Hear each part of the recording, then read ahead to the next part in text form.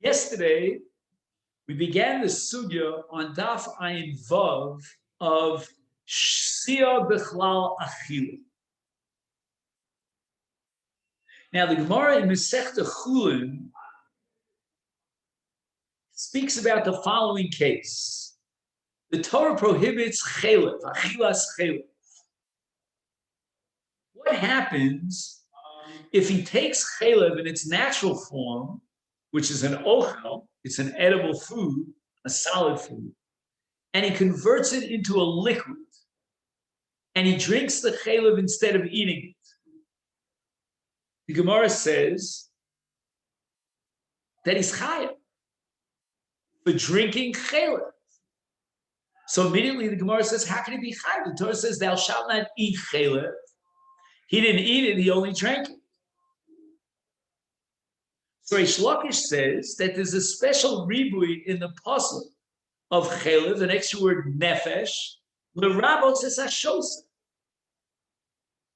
So Tosfos asks, why do I need a special ribui to include shasiya in the case of chelev with the word nefesh? Forget about the ribui. We have a principle here established in the Gemara in Masechet Yoma that shasiya b'chlal achila. So when the Torah says thou shalt not eat, it includes thou shalt not drink.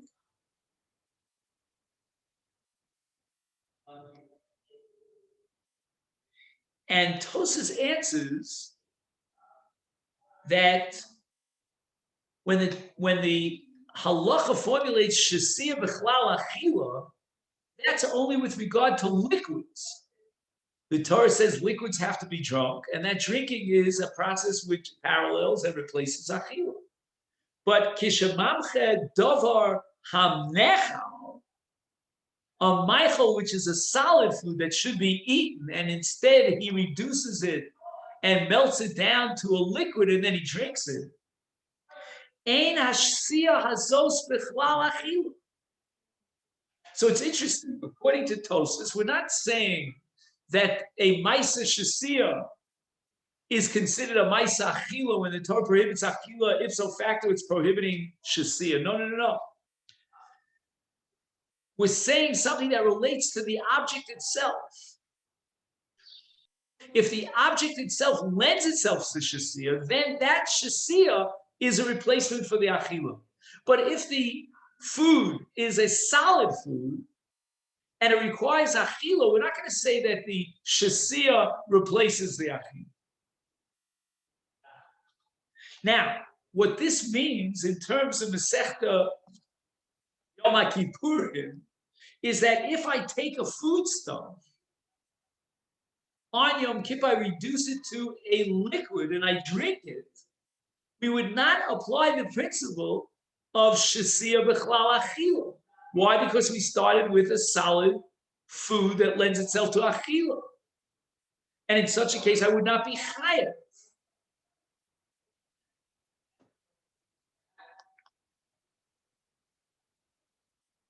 But here, I want to share with you the insight of the Sdei Chemet, who lived about 100 plus years ago here in Yerushalayim. And he says the following: Hadi amrinan shasiya b'chlal achila, ein hakavana shezeu atam shechayav al shasiya, deberes al shtiya mitzad atzmo chayav. Dolo nemar b'torah loshen achila b'yom kippur meloshen inui. Kishem sheminias achila havi inui kach gam minias shasiya. Umay de amrinan shasiya b'chlal achila hainu lomar.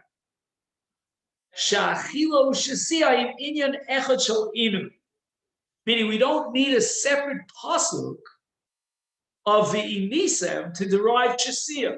We can use one pasuk and kill two birds with one stone and derive both the Yisur Achila and the Yisur Shasiya from the same pasuk of Inui. So we only have 5 psukim, and we're going to derive 5 categories, and Achila and Shasiya is going to be considered one category. But we knew from the get-go, we don't need any sort of a pasuk or a yalfusa to derive the conclusion that he violates Yom Kippur through Shasiya. That's obvious. Because the Torah says you have to be in a state of inui, and just like inui is antithetical to achila, inui is antithetical to shasiya, says the statement. And there's no reason why we should differentiate between achila and shasiya. If the Torah had said, "Thou shalt not eat," okay, then you have a question. What about if I take a solid food and I reduce it to a liquid by melting it down? Would that be considered a violation of the Isur? And that might not be included in Shasir B'chal. But the Torah never says, "Thou shalt not eat." The Torah says, "Be in a state of inui." And from the perspective of inui, there's no difference whatsoever between achila and shasir. When the Gemara is making a big deal about achila b'chal, shtia b'chal, it's only in order to establish that we don't need a special derivation for shasir.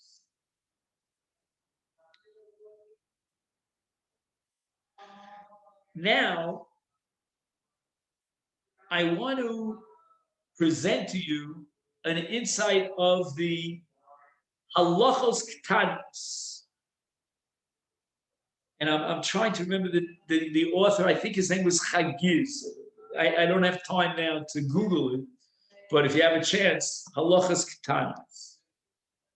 He writes the following: that when you're chayav on Yom Kippur for shasiyah, that's only yayin and other mashkim, other liquids, shemizinim es haguf, which means they add calories to your body.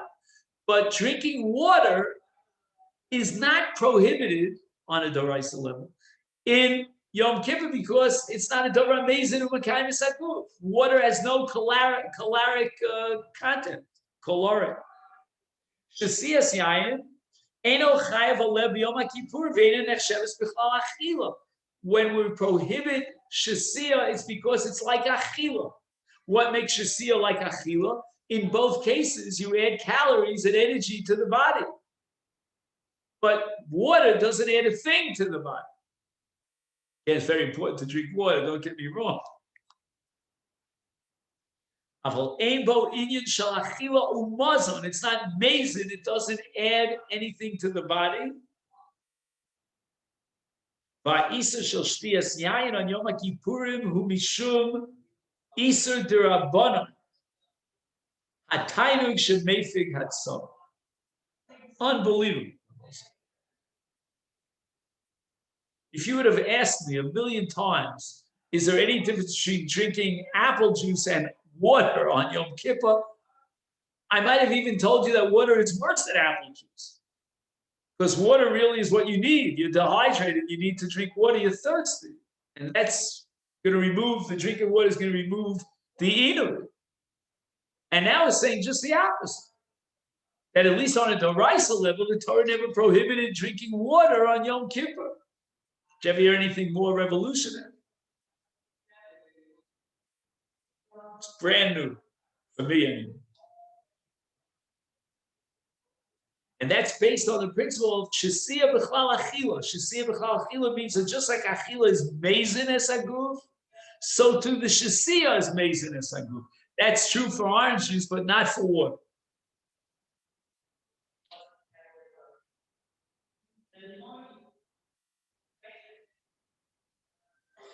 La'alacha, the Masifta quotes a long list of achronim that reject the halachas kanos, the Yad David, the Tiferes Yisrael, the Stei Chemed, and all the above are anthologies that quote many poskim, many achronim, that Shasiyas Mayim is awesome on Yom Kippur, on a Doraisa level. And what that means is that even Mayim is considered B'chlal Achila, and that would generate a Chiv Kares. Mamish going from one pole extreme to the other. In the context of the Sefer Halachas Ketanos, the Torah never prohibited drinking water on Yom Kippur. And in the context of all the Achronim who descend unanimously, if he drinks water on Yom Kippur, he's chayiv kares.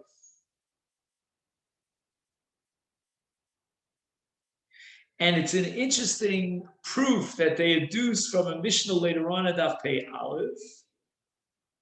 Lo ashkach sham shesia she'ein chayov eleh karetz. Find the language is that we don't find any shesia, there's a double negative, that doesn't generate karetz. In other words, all mashkin that are drinkable, as long as they're royal, generate a chiyuv karetz. There's no mention, no blinking about mayim, that mayim should be the exception. Now, the Gemara says that the status of a nigron is that of a machal and that of a mashkin. So you have, let's say, the juice or the soup, whatever you want to call it, of meitardin, after you cooked spinach. And if you remove the spinach and you're left with the liquids that came out of the spinach, then it has the same status as the spinach itself.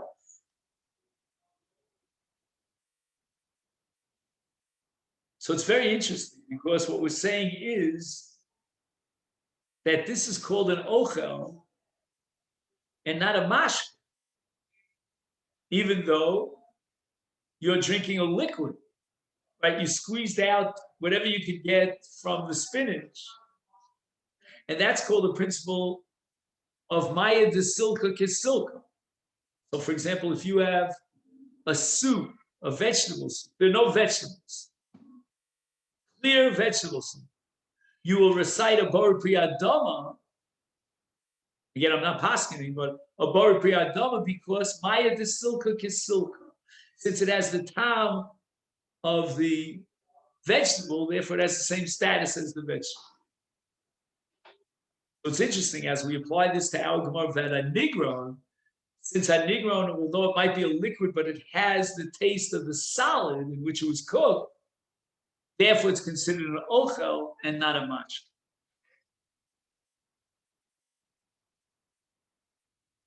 Okay, so let me just make a note of where we got to here in the Masechet, because there's a lot more here, which Blinetta will try to cover tomorrow. Now, we want to go back to the Gemara itself and make some progress in the Gemara on Daf Ayin Vav Amid Beis.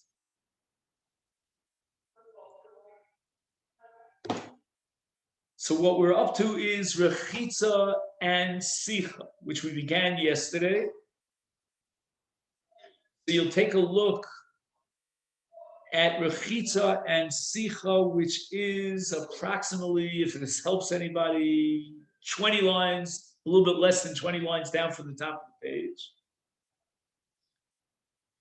And you'll see a line that starts with De Amar Rava, and at the end of that line it says Rechitza. At the beginning of the next line it says V'sicha Minolan de Ikre Inu.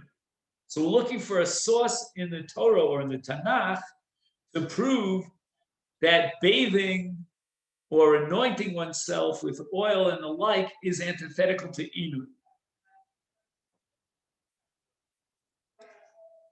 Tichsiv, a pasuk in Daniel. Now let's understand what's going on. A little bit of background here. Daniel is in a state of mourning, of grief for 3 weeks, because he finds out that Koresh, who originally gave the license to build the second Beis Hamikdash, now was Mavatel, and he said, no, we're not allowing the binyan of the Beis Hamikdash. Now, Daniel is going to describe his state of Avelus during this 3-week period. And he says, Lechem chamudos lo achalti, ubasar v'yayin lo ba el pi, v'soch lo sach.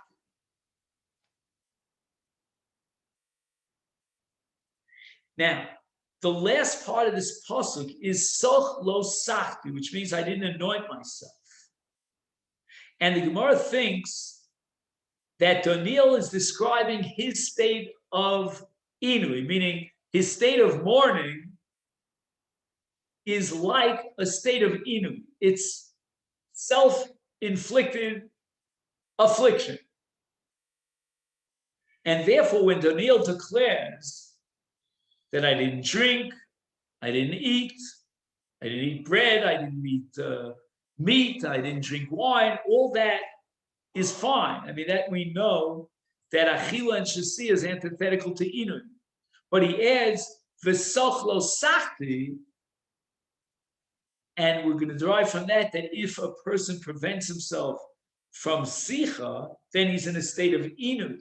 That's what Daniel is, so to speak, boasting about, that my Avelus and Inui was so extreme that I wouldn't allow myself not only eating or drinking, but even to wipe oil on my body. Sochlosa.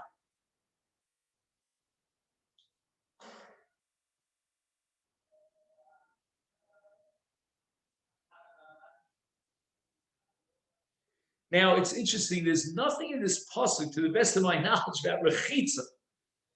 And we were looking for a source for bathing, that bathing is antithetical to inu. Okay, we have to see if there's any connection between sicha and rechitza. The Gemara is going to take that up immediately. But first, my lechem chamudos lo achalti.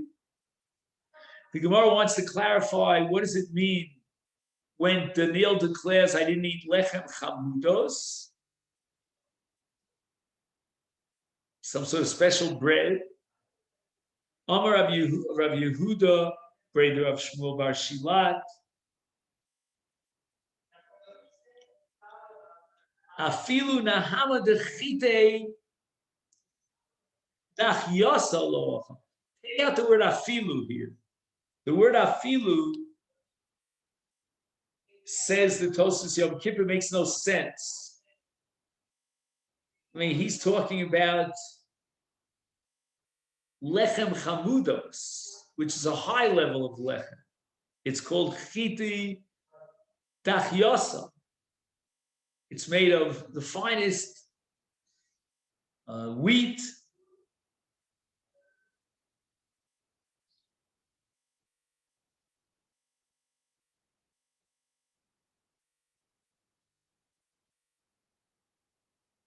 So how can you tell me that afilu, even the best quality, highest quality bread, I didn't eat?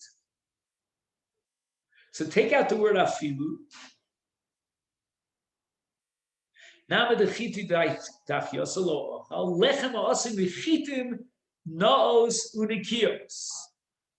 we checked out the grains, the kernels of wheat, and we came to the best of the best, perfectly clean.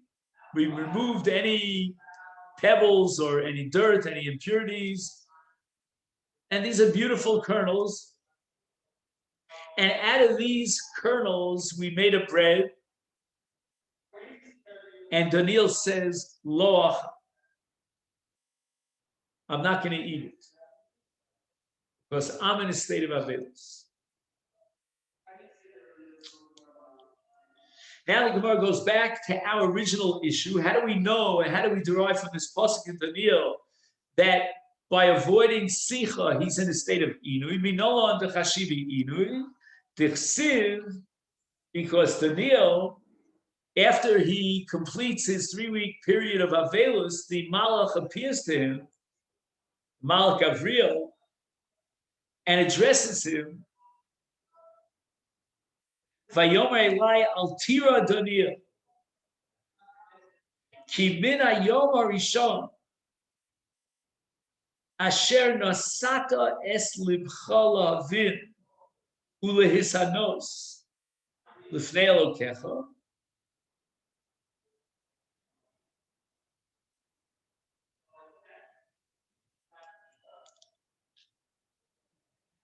Nishmu dvarecha v'ani basi b'dvarecha.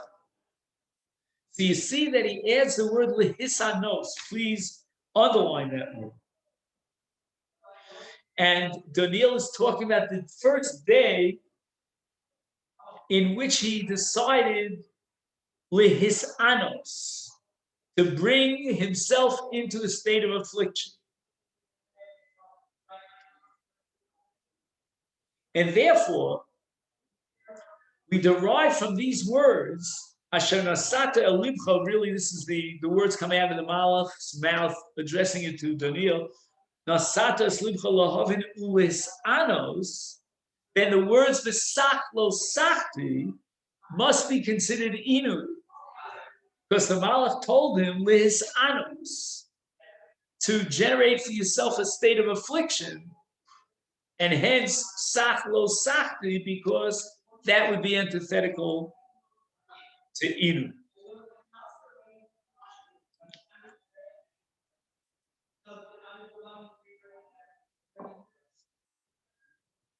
Now Gemara comes back to another question. As we indicated earlier, it says Sach Lo Sachti. It doesn't say anything about Rechitza. Ashkechan Sicha Rechitza Minolan, Omar Zutra Baratuvia, Omar Kra, Paskin Tilim. This is the klala that God will curse the Rishoyim, and it says, Vatovo Kemayim Bikirbo V'chashemen Biatzmosa. And the Gemara thinks now that this klala, this curse, this metaphysical curse that's being placed on the Rasha, like for example, we have mayim, water that's nivlaim, that is absorbed into his body, through what process? Through drinking.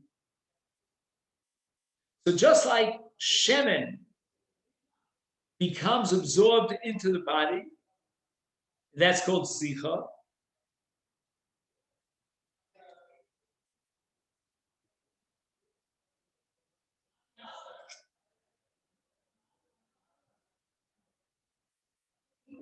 As we can lamadnu, shem shimonus misicha vashuba inui is gam himonus mirachitza nikreis in.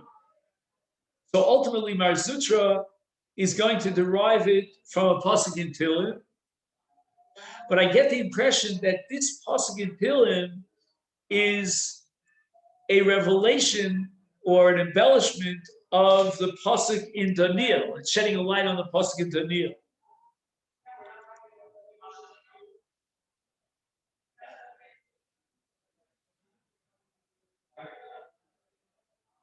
So when the pasuk equates Mayim Bikirbo to Shemen Batzmosa, it means that Rechitza, bathing, is going to create a situation of Mayim Bikirbo, meaning Mayim that are absorbed into his body.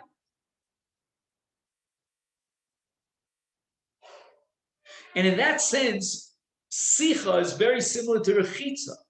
Because what is Sicha? Sicha means he puts oil on his body, and the body will now absorb the oil. So the oil now goes into his body. The same thing happens in Rechitza, according to this pasuk, Batovo Kemayim Bikirbo, that the Mayim of Rechitza goes into his body, it's absorbed into his body. And therefore, there's an equation here between Sicha and Shesiyah. I'm sorry. Between Sicha and Rechitza. Sorry, I'm still in the sugya that we started. So the Gemara wants to reject this proof. The Gemara says, V'ema, perhaps when the Torah says, V'tavo kemayim b'kirbo, the klala was that kemayim b'shtia. It's not referring to Rechitza, where he's washing his body and the water is penetrating into his body. But rather, Vatovu Kemayim Bikirgo means Kemayim Shel Shesiyah. Just like Shesiyah, when you drink it, the water goes mamish into your goof. So too, Sicha, the oil goes into your goof. But how do you have a proof here that this pasuk is referring to rechitza.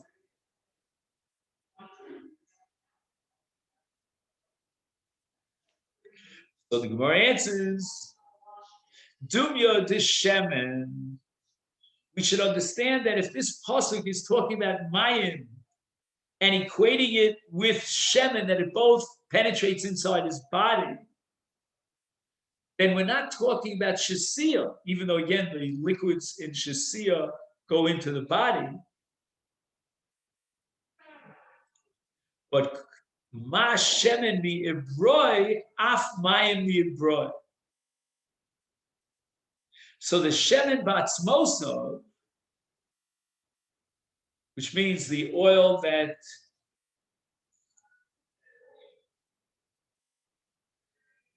he absorbs into his body, is coming from the outside of his body. As opposed to shasiyah, where the liquids go into his body, here shemen, you're adding something outside the body, and the pasuk is telling you, bikirbo, it enters into your body. Is so too when we talk about water, which is at the beginning of this pasuk, mayim bikirbo, we talk about a similar process by which you add water outside the body, and then it penetrates through the pores of the skin into the body, in the same exact way as sicha. That could not refer to shasiyah, because in the case of shasiyah, the water goes into his body. We're talking about adding something outside of your body, like rechitza, is af mayim me abroi.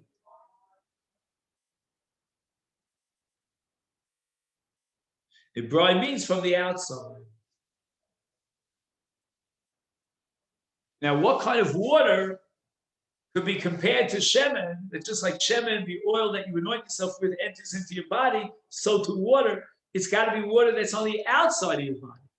And that's going to be rechitza. It cannot refer to the mayim of shasiyah.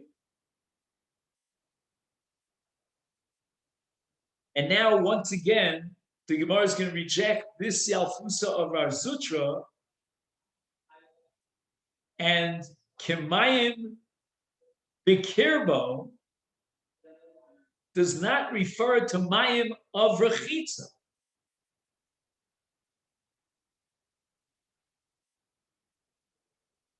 But Hatana Ipcha Kanos. You're going to find in the Mishnah in Masechet Shabbos that the Tana has the exact opposite drasha. Minayin l'sicha shehi k'shasiyah. How do we know that sicha is like shasiyah on Yom Kippur?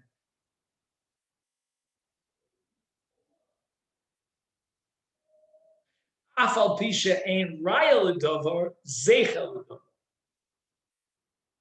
Shenemar v'tovo k'mayim b'kirbo v'kashemen b'atzmosa. So there's mayim and there's shemen, and they're contiguous in this pasuk. And that's going to teach me that sicha has the same status as shasiyah. So when it says kimayim b'kirbo in the pasuk,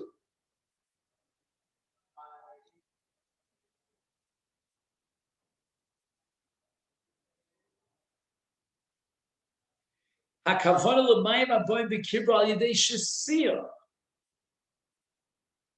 So we're darshing the pasuk just the exact opposite. That shemen is kimayim. We're not equating mayim with sicha, but rather sicha with mayim. What does that mean, sicha with mayim? Sicha with shasiyah. The shemen of sicha has like the same status as the mayim of shasiyah. And again, we're back to square one. We don't have a source for rechitza as an inui. And that's going to lead us to the drasha of Rav Ashi. Shemir Hashem, we'll try to pick up tomorrow. Let's just make a note of it.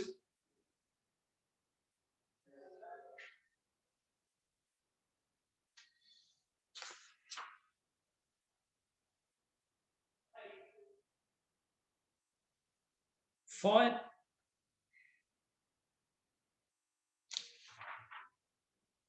Elo Amar Avash. That'll be. Make a note of it.